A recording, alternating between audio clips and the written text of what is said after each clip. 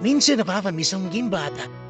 Tipo mong seva na habang kasama ang kapwa-supling sa dagat usapa.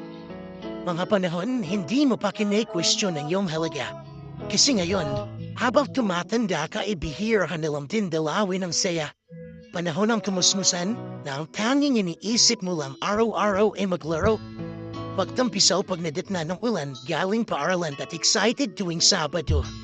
Tumatakas tuwing tanghali o hapon imbis matulog para makipaglaro. Yung dating ikaw at ako na puno ng pangarap ay matagal na maglaho, amisim panahon na kapag nadapakat na sugatan, di ka nahihiyang umiyak sa harapan nila. Dahil ngayon, tanging una at kumot lang ang nakakakita sa tuwing umiiyak ang mag-isa.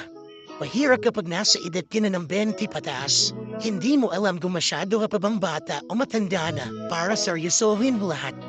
Tipong, ang bilang mahidat mo lagi